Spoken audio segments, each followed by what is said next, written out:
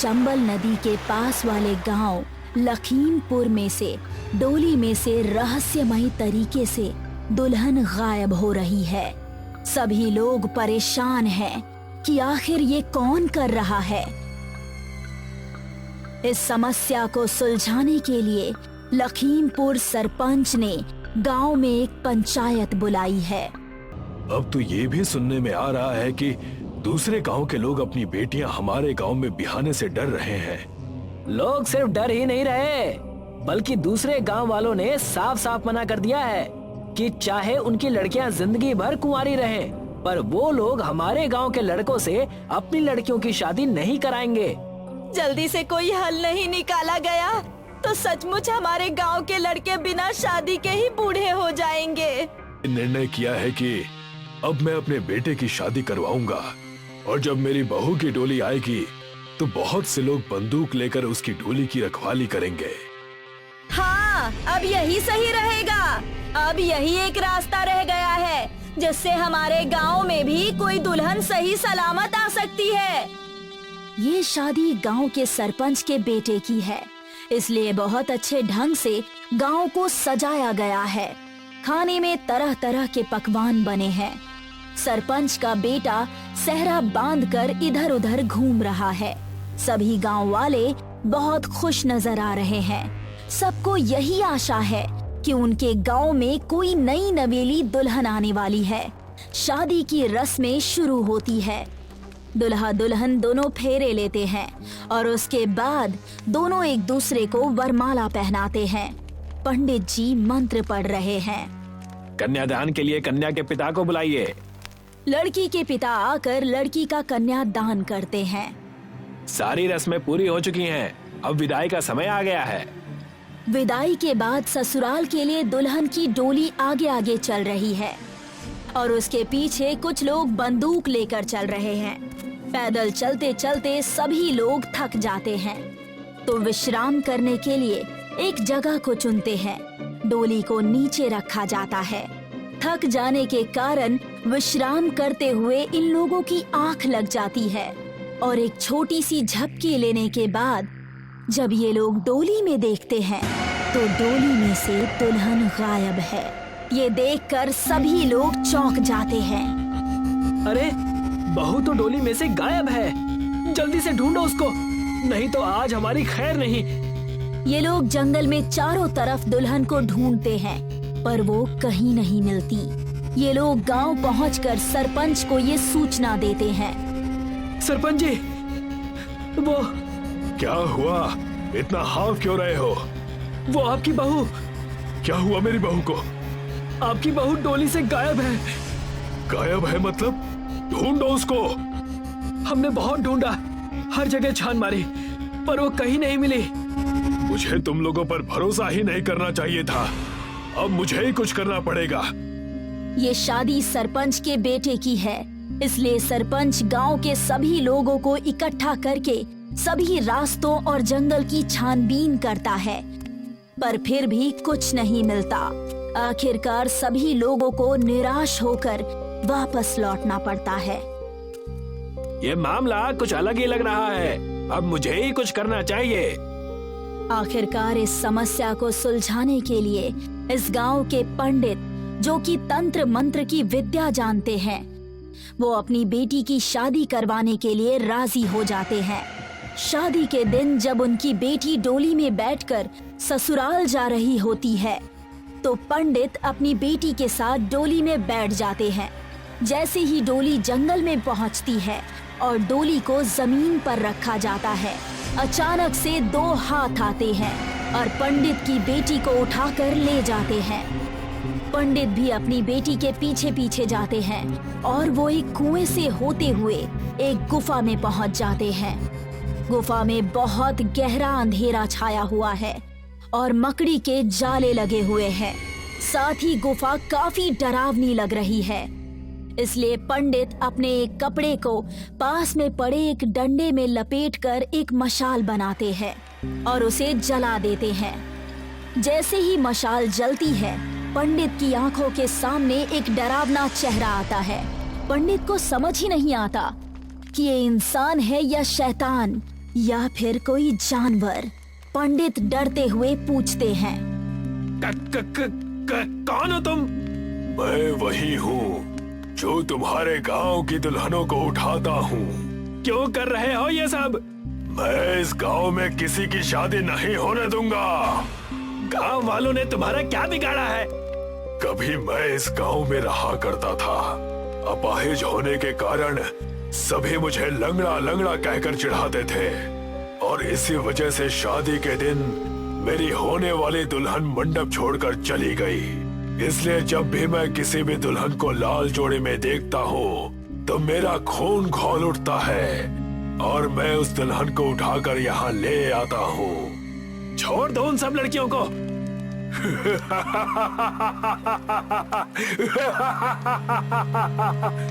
लगता है तुम ऐसे नहीं मानोगे। पंडित अपनी बेटी से उसकी गुड़िया मांगते हैं। वो गुड़िया एक दुल्हन की तरह लाल जोड़े में सजी हुई है। पंडित इस गुड़िया को अपने हाथों में रखते हैं ताकि ये भूत को दिखाई दे। शादी के लाल जोड़े में गुड़िया को देखकर भूत गुस्से से लाल हो जाता है और उस गुड़िया की तरफ बढ़ता है। पंडित उस गुड़िया को जमीन पर फेंक देते हैं। अब भूत उस गुड़िया की तरफ बढ़ रहा है। पंडित अपने गले से एक माला निकालते हैं और मंत्रों का जाप करना शुरू कर देते हैं। जैसे ही वो भूत उस गुड़िया को उठाने के लिए नीचे झुकता है, पंडित उस भूत के गले में वो माला डाल देते हैं। भूत का शरीर जलने लगता है।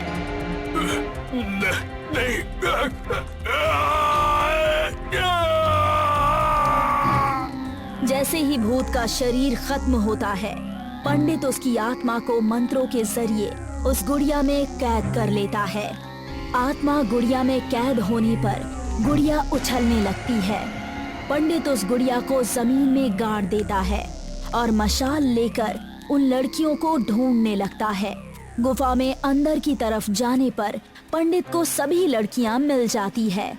पंडित उन सभी लड़कियों को लेकर गांव वापस चला आता है। चंदनपुर गांव। घर में शादी का माहौल था और दुल्हन अपने कमरे में घूंघट काढ़े बैठी हुई थी। दूल्हे के आने का इंतजार कर रही थी। दूल्हे की माँ माधवी अपने अंधेरे कमरे में काले कपड़े पहने हुए बैठी थी और कुछ मंत्र पढ़ रही थी। ब्रह्म राक्षस आ जाओ, दुल्हन तैयार है, आ जाओ। तभी दुल्हन के कमरे का दरवाजा खुला और किसी के कदम अंदर जाते हुए नजर आए। मेरी प्यारी दुल्हन कैसी हो? कहते हुए उसने दुल्हन का घूंघट हटा दिया और जैसे ही दुल्हन ने उसको देखा, उसके मुंह से डर के मारे चीख निकल पड़ी। बचाओ! उसके हाथों पर बड़े बड़े बाल थे और चेहरा भी भेड़िए के जैसा खौफनाक था, जिसके लंबे लंबे दांत होठों के बाहर निकलते नजर आ रहे थे। वो जोर जोर से हंसते हुए दुल्हन पर झपट पड़ा। दुल्हन की चीख कमरे के बाहर तक सुनाई दी और सब कुछ शांत हो गया। लगता है ब्रह्म राक्षस को दुल्हन पसंद आई। नताशा रितेश से शादी करके पहली बार घर आई थी। वो दोनों दरवाजे के सामने खड़े थे। घर बहुत ही अच्छे से सजा हुआ था। आओ नताशा, अपने नए घर में कदम रखकर इसको खुशियों से महका दो। तभी घर का दरवाजा खुला और सामने माधवी खड़ी हुई नजर आई। आओ बहू, इस कलश पर पैर मारो और गृह प्रवेश की रस्म पूरी करो। सुनकर नताशा ने कलश पर पैर मारा और घर के अंदर कदम रखा।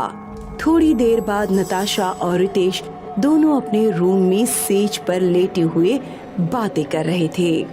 रितेश, मुझे तो यकीन ही नहीं हो रहा है कि हमारी शादी हो चुकी है और हम अपने घर में आ चुके हैं। सब कितनी जल्दी हो गया ना। तो अच्छा ही हुआ ना जान। वैसे भी जब प्यार हो जाए तो शादी करने में देरी नहीं करनी चाहिए। कहकर दोनों एक दूसरे को देखकर मुस्कुराने लगे। ओम ब्रह्म देवाय नमः। नताशा को मंत्र जाप करने की आवाज सुनाई दी, जो सुनने में माधवी की लग रही थी।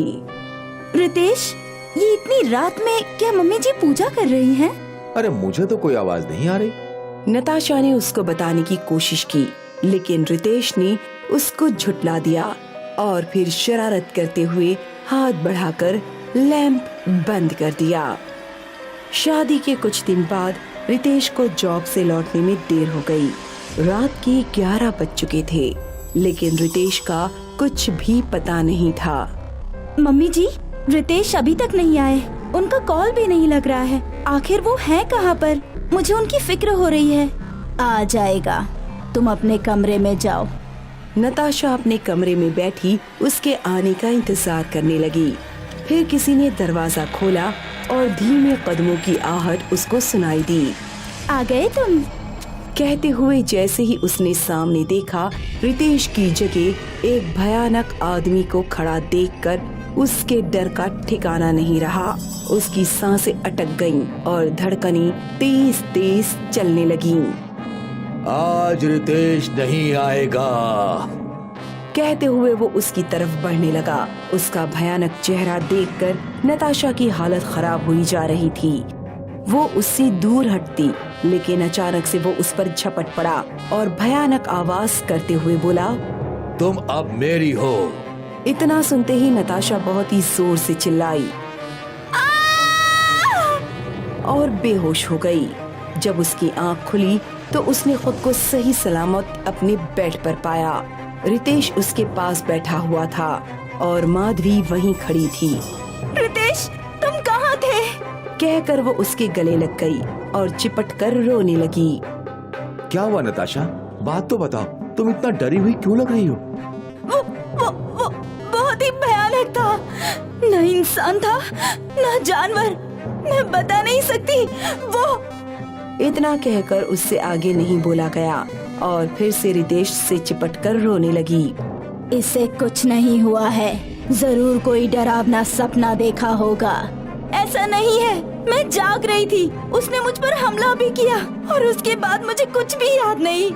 रिलैक्स नताशा, तुम सो जाओ। समझो कि वो सिर्फ एक सपना ही था। नताशा उसकी बात सुनकर चुप तो हो गई, लेकिन उसको लग रहा था कि ये लोग उससे कुछ न कुछ छिपा रहे हैं। उसी रात एक और आहट हुई। रात के 3 बजे थे। नताशा को घुंघरू की छन छनाहट की आवाज आने लगी और उसकी आंख खुल गई। उसने देखा कि रितेश चुपचाप सोया हुआ है, तो उसने उसको जगाए बिना ही अपने पैर जमीन पर रखे और उस आवाज को सुनते हुए कमरे से निकल गई। आवाज का पीछा करते करते वो इसी तरह घर से बाहर गार्डन में पहुंच गई। वहां उसने देखा कि लाल साड़ी पहनी एक औरत आगे चलती जा रही है। नताशा उसके पीछे पीछे काफी आगे तक निकल गई। फिर वो औरत अचानक से रुक गई और नताशा की तरफ पलटी। उसकी आंखें लाल लाल चमक रही थीं। कौन हो तुम? मैं रितेश की पहली पत्नी हूँ। तुम यहाँ क्या कर रही हो? मेरे पास ज्यादा वक्त नहीं है, वो आ जाएगा। कौन आ जाएगा? वही राक्षस जिसने तुम पर आज हमला किया था। कौन है वो? क्या सच्चाई है उसकी? माधवी के कोई औलाद नहीं थी। खुद की औलाद पाने के लिए उसने सब कुछ किया, लेकिन तब भी उसका कोई बच्चा नहीं हुआ।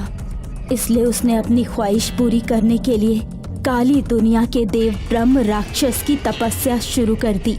ब्रह्म राक्षस ने सबसे पहले उसके पति को मारा और फिर उसको एक दिन के लिए अपनी काली दुनिया में ले गया। जब वो वापस आई तो उसके कुछ महीनों बाद उसको रितेश पैदा हुआ। इसका मतलब है कि रितेश उस ब्रह्म राक्षस की औलाद है, एक शैतान की। हाँ, लेकिन सिर्फ उसके पैदा होने पर ही बात खत्म नहीं हो गई थी। ब्रह्म राक्षस ने माधवी से एक वचन लिया था कि रितेश के 18 साल के हो जाने के बाद वो अपनी 3 नई दुल्हनों को ब्रह्म राक्षस को समर्पित करेगा। उसकी पहली बीवी को ब्रह्म राक्षस ने अपना शिकार बनाया, फिर दूसरी बीवी मैं थी। मुझे भी रितेश ने पहली रात को ही ब्रह्म राक्षस के हवाले कर दिया और उसने मेरी जान ले ली। तो इसका मतलब है कि उसकी तीसरी बीवी मैं हूँ। और मुझे भी वो उस राक्षस के हवाले कर देगा। हाँ, वो ऐसा ही करना चाहेंगे, लेकिन तुम्हारे पास खुद को बचाने का और उन दोनों माँ बेटों को खत्म करने का एक मौका है। प्लीज मुझे बताओ कि वो कैसे हो सकता है। तुमको वो दोनों माँ बेटे एक विधि के जरिए ब्रह्म राक्षस को समर्पित करेंगे। अगर उस विधि को पूर्णमासी की रात ठीक 1 बजे के टाइम पूरा नहीं किया गया तो ब्रह्म राक्षस नाराज हो जाएगा और इन दोनों का खेल खत्म हो जाएगा। कहकर उसने नताशा को उस विधि के बारे में सब बताया और ये भी कि उसको रोककर वो अपनी जान कैसे बचा सकती है। सब बात बताकर वो औरत गायब हो गई और फिर नताशा भी अपने घर वापस आकर चुपचाप रितेश के बराबर में लेट गई। कुछ दिन बाद जब पूर्णमासी की रात आई तो माधवी हाथ में दूध का गिलास लिए नताशा के कमरे में आई। लो बेटा, हल्दी वाला दूध, आज से रोजाना इसको पीना शुरू करो। नई दुल्हनों के लिए अच्छा होता है।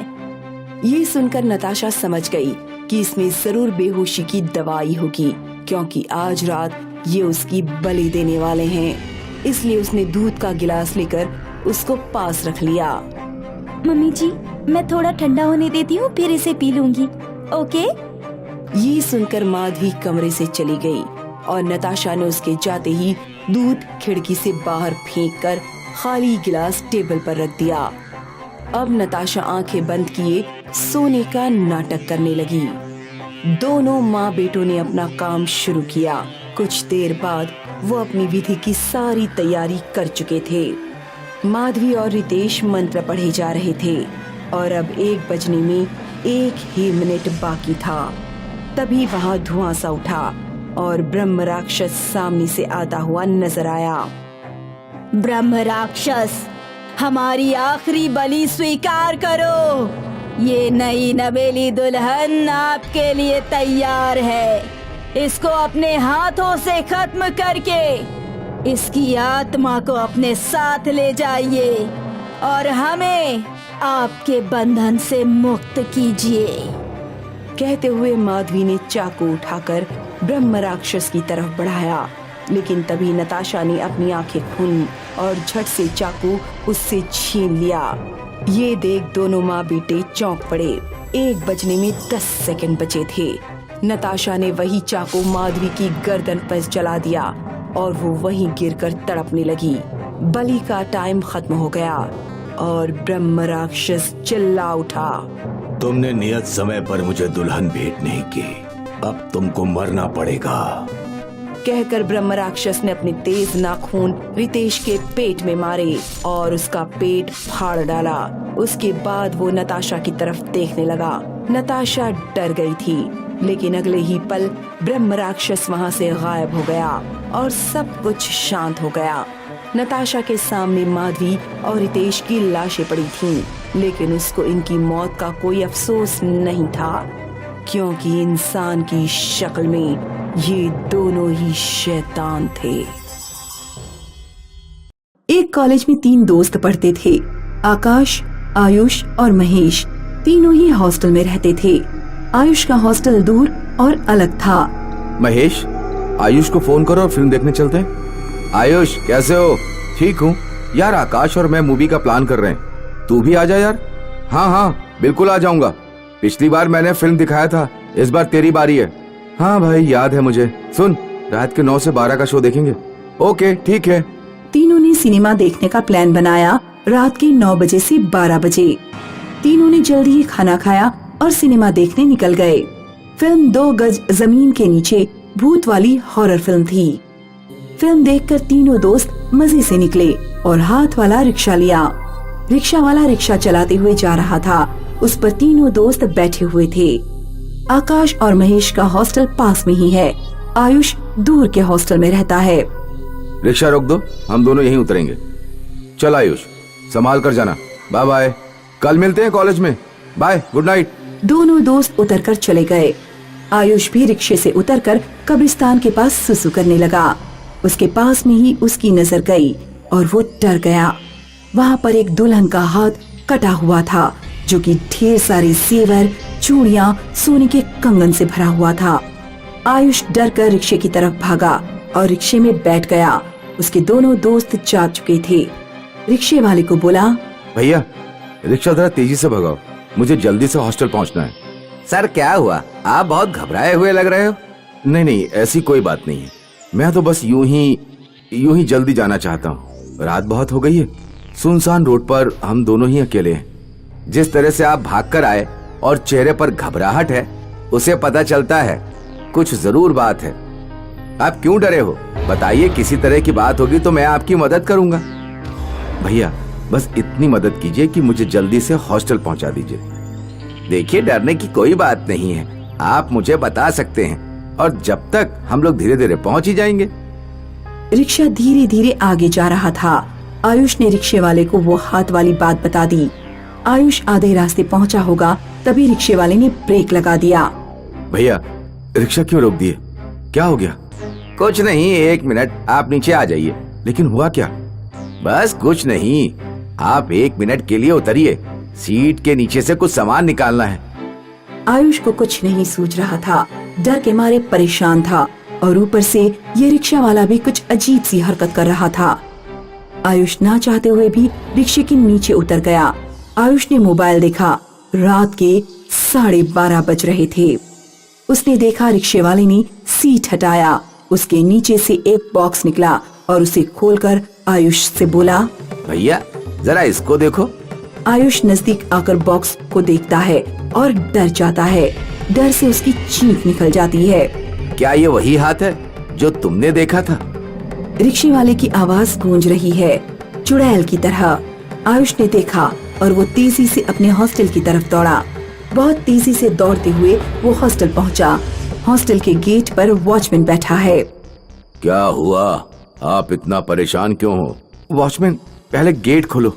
हाँ मैं गेट खोल दूंगा, लेकिन आप क्यों परेशान हैं? वॉचमैन ने दरवाजा खोल दिया और आयुष अंदर आया। वॉचमैन ने आयुष को एक गिलास पानी दिया। आप मुझे अच्छे से जानते हो, मैं 2 साल से यहाँ पर काम कर रहा हूँ। आप मुझे अपनी परेशानी बता सकते हो। अगर किसी तरह की प्रॉब्लम है तो मैं आपकी हेल्प करूंगा, कृपया बताइए। आयुष ने सोचा गेट बंद हो चुका है, अब वो पूरी तरह सुरक्षित है, इसलिए वॉचमैन को बताना शुरू किया। मूवी देखने के बाद एक रिक्शा लिया, मुझे जोर से पेशाब लगी। रिक्शे से उतरकर एक जगह पर मैंने पेशाब किया। वहाँ पर एक दुल्हन का हाथ था जो कि कटा हुआ था, मेहंदी लगी हुई, सोने चांदी से सोने के गहनों से भरा हुआ वो हाथ मुझे दिखाई दिया। उसके बाद रिक्शे वाले को मैंने ये बताया। रिक्शे वाले के पास भी सेम वही हाथ दिखाई दिया। इसीलिए मैं भागा भागा जल्दी से हॉस्टल आया, क्योंकि वो लोग भूत हैं। बस इतनी सी बात है। ओके, कोई बात नहीं, आप जाइए, आराम कीजिए। आयुष जाने लगता है, तभी वॉचमैन पीछे से बोलता है, जरा 1 मिनट इधर देखिए। आयुष पलट कर देखता है, वॉचमैन के हाथ में वही हाथ है जो कि दुल्हन का कटा हुआ हाथ था। क्या यही हाथ था? आयुष हॉस्टल के अंदर में न जाकर बाहर की तरफ भागा और एक नाली में जाकर गिर गया। आयुष की आंख खुली तो देखा कि वो एक हॉस्पिटल में है। उसके आसपास उसके मम्मी पापा भी हैं। डॉक्टर अंदर आया, उसके साथ एक नर्स भी थी जो कि हाथ में ट्रे लिए हुए है। ट्रे कपड़े से ढका हुआ है। कृपया आप लोग बाहर जाइए। आयुष का चेकअप डॉक्टर ने किया। आप बिल्कुल ठीक हो, बस कमजोरी सी है। लेकिन आपके चेहरे पर इतना पीलापन क्यों है? क्या हुआ है आपके साथ? जब आपको यहाँ लाया गया था तो आप पूरी तरह से कीचड़ में भरे हुए थे। आखिर ऐसी क्या बात हुई थी? मुझे वो हाथ से डर लगता है, दुल्हन का हाथ। आयुष ने डॉक्टर को वो सारी बात बताई जो पिछली रात उसके साथ घटी। डॉक्टर ने नर्स की तरफ इशारा किया। नर्स आ गई, ट्रे के ऊपर से कपड़ा हटाते हुए। क्या ये वही हाथ है? जरा देखिए तो। आयुष ने देखा और वो बेहोश हो गया। अचानक से दोनों डॉक्टर और नर्स गायब हो गए। महीने बाद उसके माँ बाप आयुष को लेकर परेशान हैं। वो पागल सा हो गया है। तभी आयुष का मामा एक साधु को लेकर उसके घर आता है। साधु ने आयुष को देखा। इस पर चुड़ैल का साया है जो इसे जान से मारना चाहती है। साधु की बात सुनकर आयुष के माँ बाप डर जाते हैं। आखिर क्या वजह है और इसका इलाज क्या है? इलाज तो है, इसके लिए हवन करना पड़ेगा, जिससे पता चलेगा कि इसके पीछे कौन है और किस वजह से है। साधु ने हवन किया और चुड़ैल से बात की। आखिर वो आयुष के ऊपर क्यों है? इसने मेरे कब्र के ऊपर पेशाब कर दिया। एक तो मैं शादी के दिन ही मर गई और ऊपर से इसने मुझ पर पेशाब कर दिया। अब मैं इसे मारकर इससे शादी रचा लूंगी और फिर हम दोनों 7 जन्म तक साथ रहेंगे। ऐसा हरगिज नहीं होगा, मैं ऐसा नहीं होने दूंगा। ये नादान है, इसे माफ कर दो और छोड़ दो, वरना तुम्हारी आत्मा को मैं बोतल में कैद कर लूंगा। मैं माफी वाफी कुछ नहीं जानती, मैं इसे अपने साथ लेकर जाऊंगी। फिर साधु ने उससे बहस करना ठीक नहीं समझा और अपने मंत्र के बल पर उसे अपने कब्जे में ले लिया और बोतल में बंद कर दिया। इसके बाद जिस जगह पर आयुष ने रात में पेशाब किया था, वहाँ साधु के साथ जाकर उसने फूल मालाएं चढ़ाई और अगरबत्ती से पूजा पाठ की। तब से आयुष अब ठीक है। यत्र तत्र सर्वत्र मूत्र विसर्जन ना करें। धन्यवाद। अनुष्का को बचपन से ही हिस्ट्री पढ़ने का और उससे जुड़ी चीजें देखने का बहुत शौक था। अभी उसकी उम्र 24 की हुई थी। उसके बर्थडे पर उसको बहुत से गिफ्ट्स मिले। उनमें से एक गिफ्ट उसे बहुत पसंद आया, जो उसको रितेश ने दिया था। उसने गिफ्ट खोलकर देखा तो उसमें एक छोटी सी मूर्ति थी, 7 इंच की। ये मूर्ति बहुत ही पुराने समय की, दिखने में बिल्कुल काली और उसकी छोटी छोटी लाल आंखें थीं। अगर हम उसको देखें तो वो बहुत ही अजीब लगती, लेकिन अनुष्का को वो गिफ्ट बहुत पसंद आया।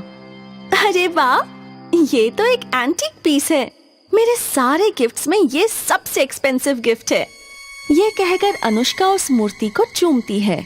जैसे ही वो ऐसा करती है, उस मूर्ति की छोटी छोटी आंखें चमकने लगती हैं और उसमें से हल्की सी हंसी की आवाज आती है।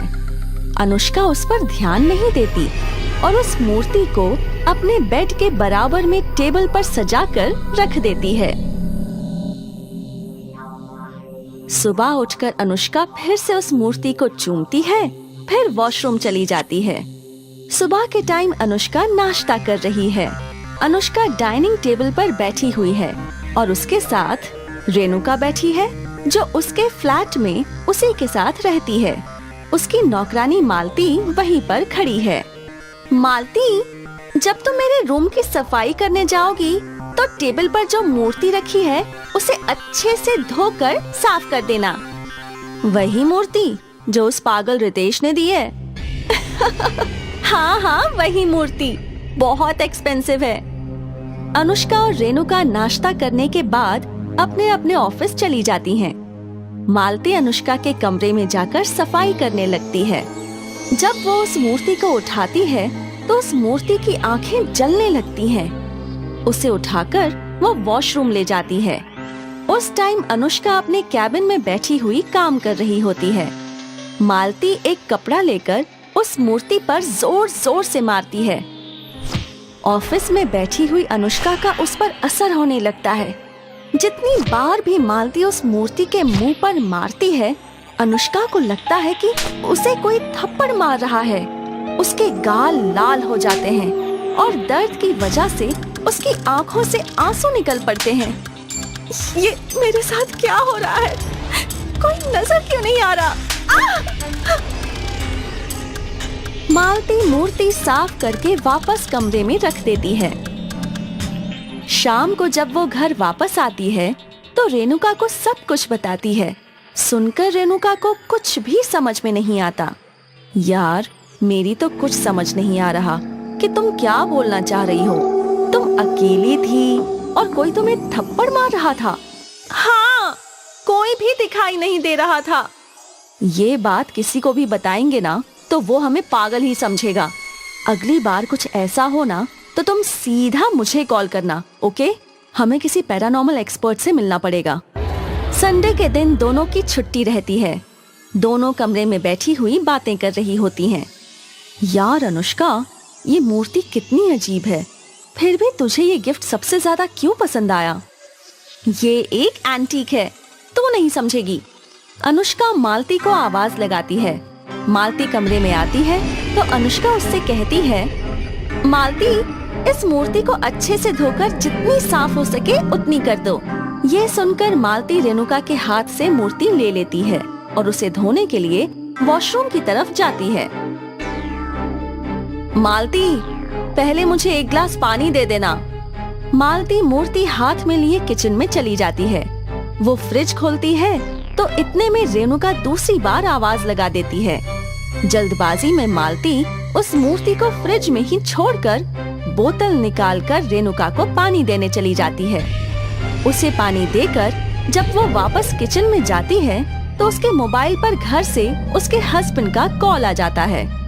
मालती उससे बात करने लगती है और फ्रिज में रखी मूर्ति ठंडी होने लगती है। अचानक कमरे में बैठी अनुष्का को ठंड लगने लगती है। वो थर थर कांपने लगती है। ये देखकर रेणुका डर जाती है। Are you okay? तुम इतना कांप क्यों रही हो? पता नहीं, बहुत जोरों की ठंड लग रही है। रेणुका उसे टच करती है तो देखती है कि उसका शरीर बहुत ही ठंडा होता जा रहा है। वो उसे लिटाकर उसके ऊपर चादर डाल देती है, लेकिन अनुष्का को और ज्यादा ठंड लगने लगती है। थोड़ी ही देर में उसका शरीर नीला पड़ जाता है और आंखें भी बंद होने लगती हैं। रेणुका बहुत डर जाती है और डॉक्टर को कॉल कर देती है। रेणुका मालती को आवाज लगाती है तो मालती समझती है कि ये आवाज मूर्ति के लिए लगाई गई है। वो कॉल कट कर जल्दी से किचन में जाती है और मूर्ति को फ्रिज से निकालकर कमरे में लेकर वापस जाती है।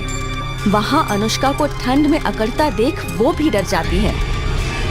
डॉक्टर को आने में 1 घंटा लग जाता है और तब तक मूर्ति नॉर्मल हो जाती है, लेकिन अनुष्का को अब बहुत तेज बुखार हो जाता है, जिसकी डॉक्टर उसको दवाई देकर चला जाता है।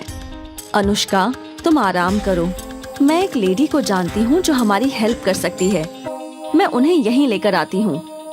ये कहकर रेणुका वहाँ से चली जाती है और शाम तक वो एक औरत के साथ वापस आती है। वो औरत अनुष्का के पास बैठ जाती है। हेलो अनुष्का, मेरा नाम देविका है। रेणुका ने मुझको सब कुछ बता दिया है। अब मैं जो भी पूछूं उसका जवाब देना। अनुष्का लेटे लेटे ही हाँ में सिर हिला देती है। ये सब तुम्हारे साथ कब से हो रहा है? मेरे हिसाब से ये मेरे जन्मदिन के ठीक बाद से शुरू हुआ। अचानक से देविका की नजर टेबल पर रखी मूर्ति पर जाती है और वो चौंक कर पूछती है, ये मूर्ति? कहकर वो मूर्ति उठा लेती है। ये मूर्ति तुम्हारे पास कहाँ से आई? ये मेरे फ्रेंड ने मुझे बर्थडे पर गिफ्ट की थी। तुम्हारे साथ जो कुछ भी हो रहा है सिर्फ इसी की वजह से हो रहा है। अनुष्का और रेणुका दोनों इस बात को सुनकर चौंक जाती हैं और उससे मूर्ति के बारे में पूछते हैं। इस मूर्ति की कहानी बहुत ही पुरानी है। इन शॉर्ट, ये मूर्ति शापित है। अगर किसी इंसान को उसके बर्थडे के दिन ये तोहफे में दी जाए तो उससे इसका कनेक्शन जुड़ जाता है और फिर जो इस मूर्ति के साथ होता है वही उसके साथ होता है। अनुष्का रेणुका की तरफ देखती है और फिर पूछती है, मैं समझी नहीं। देविका मूर्ति के सिर पर एक उंगली रखकर दबाती है तो अनुष्का के सर में दर्द होने लगता है। ये देखकर अनुष्का और रेणुका दोनों डर जाती हैं। देविका मूर्ति से हाथ हटा लेती है। रितेश ने मेरे साथ ऐसा क्यों किया? अब मैं इससे छुटकारा कैसे पाऊंगी? तुम्हें याद नहीं है क्या? उसने एक बार तुम्हें प्रपोज किया था जो तुमने ठुकरा दिया था। शायद वो उसी का बदला ले रहा है। मैं उसे अपना दोस्त मानती हूँ। मेरे दिल में कोई ऐसी फीलिंग्स नहीं थी तो मैं हाँ कैसे बोलती? अब तुम वही करना जो मैं तुमसे करने के लिए कहूँ। फिर रेणुका अनुष्का को कुछ देर तक समझाती है। अगले दिन से ही अनुष्का रितेश से मिलना जुलना और बात करना स्टार्ट कर देती है और उसे नहीं बताती कि वो उसके गिफ्ट के बारे में सब जानती है। 2 महीने तक ऐसे ही चलता रहता है। फिर रितेश का बर्थडे आता है। अनुष्का उसे एक गिफ्ट देती है। रितेश बहुत खुश होता है और कहता है कि उसका गिफ्ट वो सबसे लास्ट में खोलेगा। रात को अपने कमरे में जाकर अकेले में रितेश उस गिफ्ट को खोलकर देखता है तो उसमें वही मूर्ति होती है। वो डर जाता है और मूर्ति उसके हाथ से छूटकर नीचे गिर जाती है। मूर्ति सर के बल गिरती है तो रितेश के भी सर पर चोट आ जाती है।